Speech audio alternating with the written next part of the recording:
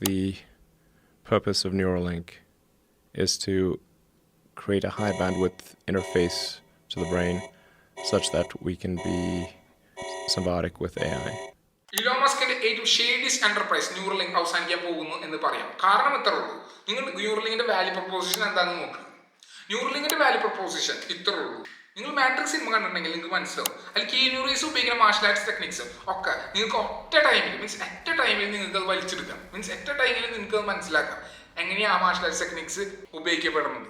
അത് വെച്ചിട്ടുണ്ടെങ്കിൽ ആ പാറ്റേൺസ് നിങ്ങളുടെ ന്യൂറൽ ഇംപ്ലാന്റ്, നിങ്ങളുടെ തലച്ചോറിൽ വെച്ച ന്യൂറൽ ഇംപ്ലാന്റിലേക്ക് ട്രാൻസ്ഫർ ചെയ്യപ്പെടും. ആ ന്യൂറൽ ഇംപ്ലാന്റ് അത് നിങ്ങളുടെ തലച്ചോറിലേക്ക് ട്രാൻസ്ഫർ ചെയ്യും. അപ്പം നിങ്ങൾ അറ്റ് എ ടൈമിൽ അത് പഠിച്ചെടുത്തിട്ട് നിങ്ങൾക്ക് റിയൽ ടൈമിൽ അത് ആ ആക്ഷൻസ് ചെയ്യാൻ പറ്റും എന്നൊക്കെയാണ് ഇലോൺ മസ്ക് പറയുന്നത്. ഇതുപോലെ നിങ്ങൾക്ക് ക്രിസ്ത്യാനോ റൊണാൾഡോ ഗെയിം കളിക്കുമ്പോൾ ആ ഗെയിം കളിക്കുന്ന രീതിയൊക്കെ നിങ്ങൾക്ക് അറ്റ് എ ടൈമിൽ നിങ്ങൾക്ക് ബ്രെയിനിലേക്ക് വലിച്ചെടുക്കുക. എന്നിട്ട് ആ പാറ്റേൺസ് നിങ്ങൾക്കും ചെയ്യാം. അല്ലെങ്കിൽ ഒരു പുസ്തകം വായിക്കുമ്പോൾ ആ പുസ്തകത്തിന്റെ കണ്ടന്റുകളൊക്കെ അറ്റ് എ ടൈമിൽ നിങ്ങൾക്ക് സ്വീകരിക്കുക. മീൻസ് നിങ്ങൾക്ക് വായിക്കേണ്ട ആവശ്യമില്ല, അത് മുന്നേ അപ്ലോഡഡ് ആവും ചിപ്പിലേക്ക്, പിന്നെ നമ്മുടെ ബ്രെയിനിലേക്ക് ട്രാൻസ്ഫർ ചെയ്യപ്പെടും എന്നൊക്കെയാണ് അത് പറയുന്നത്. ഇത് സയൻസ് ഫിക്ഷൻ ആണോ എന്ന് വെച്ചിട്ടുണ്ടെങ്കിൽ ആണ്. അതൊന്നും കാരണം വെച്ചിട്ടുണ്ടെങ്കിൽ നിങ്ങളൊരു പ്രായം കയറുമ്പോൾ മീൻസ് ഒരു പ്രായം എത്തുമ്പോൾ നിങ്ങളുടെ ആക്സോൺ ഡിയാമീറ്റേഴ്സ് അല്ലെങ്കിൽ ആക്സോൺ ഡയമേഴ്സിന് മാറ്റങ്ങൾ വരില്ല. ബേസിക്കലി അത്ര മാറ്റം ഉണ്ടാവില്ല. ആക്സോൺ ഡയമേഴ്സിന്റെ തിക്നെസ്സും തിന്നസും ഡിറ്റർമിൻഡ് ആയിരിക്കും. ഈ തിക്നെസ്സും തിന്നസാണ് സ്പീഡ് ഡിറ്റർമിൻ ചെയ്യുക ആക്സോൺ ഡയമീറ്ററിന്റെ. ഈ ആക്സോൺ ഡയമീറ്ററിന്റെ തിക്നെസ് കൂടുതലാണെങ്കിൽ അതിന്റെ സ്പീഡ് കൂടുതലായിരിക്കും, തിന്നസ് ആണെങ്കിൽ സ്പീഡ് കുറവായിരിക്കും. ഇത് മാറ്റാനുള്ള ശാസ്ത്രീയ കണ്ടുപിടുത്തം ഇതുവരെ ആയിട്ടില്ല. അതുകൊണ്ട് നമ്മൾ അതിനെക്കുറിച്ച് ചർച്ച ചെയ്യുന്നില്ല. മനസ്സിലായോ? ഇനി നിങ്ങൾ ന്യൂറലിങ്കിന്റെ രീതികൾ നോക്കാം. ഇലോൺ മസ്ക് ആയിട്ട് നിർദ്ദേശിച്ച രീതികൾ. ന്യൂറലിങ്ക് പ്യൂർലി സയൻസ് ഫിക്ഷൻ ആണോ അല്ലെങ്കിൽ അത് ഫീസിബിൾ ആയിട്ടുള്ള ഒരു പ്രൊജക്റ്റ് ആണോ? ബേസിക്കലി അത് നമുക്ക് നോക്കാം. ന്യൂറലിങ്കിന്റെ അവസ്ഥ ഇപ്പൊ നോക്കിയിട്ടുണ്ടെങ്കിൽ നിങ്ങൾക്ക് മനസ്സിലാക്കാൻ പറ്റും അത് ഒരു ഹാഫ് ബേക്ഡ് ഒരു പ്രൊജക്റ്റ് ആണ്. എന്താ കാരണം വെച്ചിട്ടുണ്ടെങ്കിൽ അവർ ഏകദേശം 1500 മൃഗത്തിന്റെ മുകളിൽ അവരുടെ ക്ലിനിക്കൽ ടെസ്റ്റുകൾ നടത്തിയിട്ടുണ്ട്, ട്രയലുകൾ നടത്തിയിരുന്നു. 1500 മൃഗങ്ങളും മരിച്ചുപോയി എന്ന് പറയാം. നമുക്ക് മരിച്ചുപോയി എന്ന് വെച്ചിട്ടുണ്ടെങ്കിൽ അവരുടെ തലച്ചോറിൽ അവർ തെറ്റായ രീതിയിൽ ന്യൂറൽ ലിങ്ക് അല്ലെങ്കിൽ ഈ ബ്രെയിൻ ഇംപ്ലാന്റ് വെച്ചിട്ട് അവർ സഹികെട്ട് വേദന എടുത്ത് മരിച്ചു. വെച്ചിട്ടുണ്ടെങ്കിൽ ചില പിഗിന്റെ മുകളിൽ സർജൻസ് തെറ്റായ വെർട്ടിബ്രയിൽ പോയി ഈ ബ്രെയിൻ ഇംപ്ലാന്റ് കൊണ്ടുവച്ചു. അതുകൊണ്ട് അതൊരു ഹാഫ് ബേക്ഡ് എക്സ്പെരിമെന്റ് ആയതുകൊണ്ട് ഈ പെഗുകളൊക്കെ സഹി കെട്ട് മരിച്ചു. ഈ സഹി കെടാണ്ടിരിക്കാൻ വേണ്ടി അവർക്ക് യുദ്ധനേശ കുത്തിവെച്ചു, എന്നിട്ട് അവർ മരിച്ചു. ഇതാണ് ഇവിടെ നടന്നത്. ഈ എക്സ്പെരിമെന്റ് ഒന്നും ഉൾക്കൊണ്ടില്ല ബേസിക്കലി ന്യൂറലിങ്ക്. ഇത് കാരണം എന്താണെന്ന് വെച്ചിട്ടുണ്ടെങ്കിൽ ഇലോൺ മസ്ക് തന്നെയാണ്. എന്താണെന്ന് വെച്ചാൽ ഇലോൺ മസ്ക് എല്ലാവരോടും പറഞ്ഞേക്കണം ഈ ഡെഡ് ലൈനുള്ളിൽ കണ്ടെത്തണം, സ്പീഡാക്കണം റിസർച്ച് എന്നൊക്കെ വെച്ചിട്ടുണ്ടെങ്കിൽ അവർ തലയുടെ മുകളിൽ ഒരു ഗ്രനേഡ് സ്ട്രാപ്പിംഗ് ചെയ്ത പോലെ അല്ലെങ്കിൽ ബോംബ് സ്ട്രാപ്പിംഗ് ചെയ്ത പോലെ അവർ വർക്ക് ചെയ്യണം. കാരണം എപ്പോഴാണ് നിങ്ങൾ ചടവാ അത് കാരണം. അതാണ് ഇലോൺ മസ്കിന്റെ നിർദ്ദേശം അവരോട്. പെട്ടെന്നായിരിക്കണം. ഈ പെട്ടെന്നായതുകൊണ്ട് അവർ പേടി കൊണ്ട് സ്ട്രഗിൾ കൊണ്ട് ബേസിക്കലി അവർക്ക് പേടി ഉള്ളിലുള്ള കാരണം അവരെല്ലാവരും കൂടി ധൃതി പിടിച്ച് എല്ലാം ചെയ്തെല്ലാം തെറ്റിച്ചു. ഇത് എംപ്ലോയീസിന് സഹിക്കാൻ പറ്റണല്ലേ ഈ രീതി. അതുകൊണ്ട് എംപ്ലോയീസ് മെയിലിൽ എടുത്തും അല്ലെങ്കിൽ മെയിൽ വഴി പല ആൾക്കാർക്കും ഈ ഇൻഫോർമേഷൻ എത്തിച്ചിട്ടുണ്ട്. മനസ്സിലായേ? പിന്നെ ഈ ഇൻഫോർമേഷൻ എത്തിയവർ അതിനനുസരിച്ച് റിയാക്റ്റും ചെയ്യുന്നുണ്ട്. Physician committee for responsible medicines എന്ന് പറഞ്ഞ ഒരു ആനിമൽ ആക്ടിവിസ്റ്റ് ഗ്രൂപ്പ് അവർക്കെതിരെ കേസ് കൊടുത്തിട്ടുണ്ട്. കാരണം വെച്ചിട്ടുണ്ടെങ്കിൽ ഇലോൺ മസ്ക് അല്ലെങ്കിൽ ഇലോൺ മസ്കിന്റെ കമ്പനി ന്യൂറലിങ്ക് ചെയ്യുന്ന രീതികൾ വളരെ മോശമാണ്. നീഡ്ലെസ്ലി ആനിമൽസിനെ കൊല്ലാണ്. പിന്നെ അവർ എക്സ്പെരിമെന്റേഷൻ ഒക്കെ ബോച്ച്ഡ് ആണ് എന്ന് വെച്ചിട്ടുണ്ടെങ്കിൽ വെൽ ഡൺ അല്ല, നല്ല രീതിയിലല്ല ചെയ്യും. ചിലവര് FDA അപ്രൂവ്ഡ് ഗ്ലൂ ബേസിക്കലി ആ ഒരു ഗ്ലൂ ഉണ്ട്, ആ ഗ്ലൂ തലച്ചോറിൽ ഇൻഅപ്രോപ്രിയേറ്റ്ലി അപ്ലൈ ചെയ്യണം. എന്നിട്ട് ആ ഇൻഅപ്രോപ്രിയേറ്റ് അപ്ലിക്കേഷൻ കാരണം കുറെ ആൾക്കാർ കുറെ മൃഗങ്ങൾ മങ്കീസൊക്കെ മരിച്ചുപോയി. നിങ്ങൾ ആലോചിച്ച് നോക്ക് ഇവിടെ എന്തൊക്കെ നടക്കണം. ഇലോൺ മസ്കിന് ബേസിക്കലി ഒരു പ്രൊഡക്റ്റ് ആക്കണം, അത് വിൽക്കണം, ബേസിക്കലി പെട്ടെന്ന് എത്തിക്കണം മാർക്കറ്റിൽ. അത് മാത്രമല്ല ആളുടെ ചിന്ത. പക്ഷെ അതിന് നടക്കുന്ന എംപ്ലോയീസിന് അതല്ല ചിന്ത. അവർക്ക് കൃത്യമായിട്ട് കാര്യങ്ങൾ ചെയ്യണം. ഇത് മനുഷ്യന്റെ ഇടയിലും മൃഗത്തിന്റെ ഇടയിലാണ് നടക്കുന്നത്. എന്നിട്ടും ഇത്രയധികം അട്രോസിറ്റീസ് ഇതിന്റെ ഉള്ളിൽ നടന്നിട്ടും ഇതിന് FDA അപ്രൂവൽ കിട്ടി എന്നുള്ളതാണ്. മനസ്സിലായത്? അതുകൊണ്ട് US ലോ മേക്കേഴ്സ് FDAയോട് ചോദിക്കണം, എന്തിനാണ് നിങ്ങൾ അപ്രൂവൽ കൊടുത്തത്? എന്തിന് അപ്രൂവൽ കൊടുത്തു ഈ കാര്യത്തിന്, ഈ ന്യൂറലിങ്കിന്, ഹ്യൂമൻ ട്രയൽസിന്? നിങ്ങൾ ആലോചിച്ച് 1500 മൃഗം മരിച്ചു. മൃഗങ്ങൾ മരിക്കുന്നത് ഓർഡിനറിയാണ്, ഓക്കെ. കാരണം വെച്ചിട്ടുണ്ടെങ്കിൽ നിങ്ങൾ പഠിക്കണം. പോസ്റ്റ്മോർട്ടം റിപ്പോർട്ടിൽ പഠിക്കുമ്പോൾ എന്തൊക്കെയാണ് അവർക്ക് പറ്റിയെന്ന്, മരണത്തിന് കാര്യം. പക്ഷെ ഇവിടെ കണ്ടമാനം ഡാറ്റ ഉണ്ട്, എവിഡൻസ് ഉണ്ട്. ഇത് ഹാഫ് ബേക്ഡ് എക്സ്പെരിമെന്റ്സ് ആയിരുന്നു basically. Means well done experiment ആയിരുന്നില്ല, റിസർച്ച്ഡ് ആയിരുന്നില്ല പ്രോപ്പർലി. മീൻസ് നല്ല രീതിയിൽ അണ്ടർടേക്കൺ ചെയ്ത എക്സ്പെരിമെന്റ്സ് അല്ല. എന്നിട്ട് എന്തിന് ഇവർക്ക് FDA അപ്രൂവൽ കൊടുത്തു എന്നുള്ള ചോദ്യം ഉണ്ട്. ഇതാണ് US ലോ മേക്കേഴ്സ് ചോദിക്കുന്നത്. ഈ physicians committee for responsible medicine അവര് കേസ് കൊടുത്തിട്ടുണ്ട്. എന്തിന്? ന്യൂറലിങ്കിനെതിരെ. ഇത്രയൊക്കെ ആനിമൽസിന് നീഡ്ലെസ്സിന് കൊന്നേനെ. ഈ കേസ് ഫെഡറൽ പ്രോസിക്യൂട്ടർ റിഫർ ചെയ്തിട്ടുണ്ട്. ആർക്ക്? യുണൈറ്റഡ് സ്റ്റേറ്റ്സ് ഡിപ്പാർട്ട്മെന്റ് ഓഫ് അഗ്രികൾച്ചറുടെ ജനറലിന്.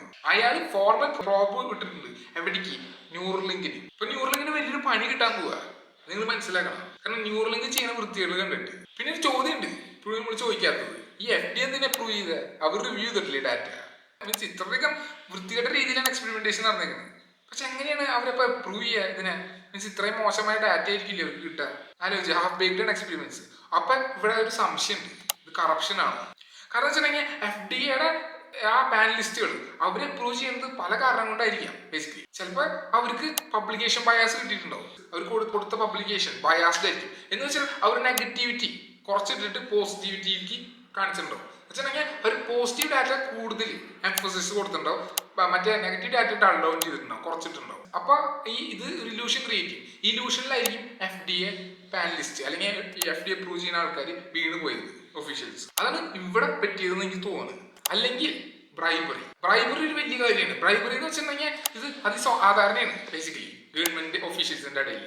ബ്രൈബറി എന്ന് വെച്ചിട്ടുണ്ടെങ്കിൽ നിങ്ങൾക്ക് ഇഷ്ടമുള്ള ഒരാൾ അല്ലെങ്കിൽ നിങ്ങൾക്ക് ഒരു കാര്യം നടത്തണമെങ്കിൽ, അല്ലെങ്കിൽ ഇലോൺ മസ്ക് ഒരു കാര്യം നടത്തണമെങ്കിൽ ആൾക്ക് കുറച്ച് കാശ് കൊടുത്താൽ മതി.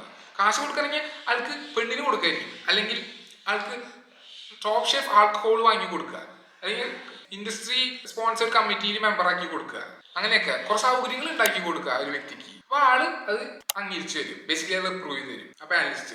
അപ്പൊ നിങ്ങൾ ചോദിക്കും ഇതൊന്നും നടക്കണ കാര്യമില്ലാന്ന്, അവര് പൊട്ടന്മാരാണെന്ന്. അല്ല, ഗവൺമെന്റിൽ പൊതുവെ സാലറി കുറവാണ്. അമേരിക്കയിലൊക്കെ ഗവൺമെന്റിൽ പൊതുവെ സാലറി കുറവാണ്. ഫുഡ് ഇൻഡസ്ട്രിയിലും ഫാർമസ്യൂട്ടിക്കൽ ഇൻഡസ്ട്രിയിലും വർക്ക് ചെയ്യുന്ന ആൾക്കാർക്ക് സാലറി പൊതുവെ ഭയങ്കര കൂടുതലായിരിക്കും ഈ സെയിം പൊസിഷനിൽ. അപ്പൊ നിങ്ങൾ മനസ്സിലാക്കേണ്ട ഒരു കാര്യം കൂടിയുണ്ട്. എന്താണെന്ന് വെച്ചിട്ടുണ്ടെങ്കിൽ ഇവിടെ എന്താ പറ്റിയെന്ന് വെച്ചിട്ടുണ്ടെങ്കിൽ എനിക്ക് തോന്നുന്നു ബ്രൈബറി ആയിരിക്കാം ബേസിക്കലി.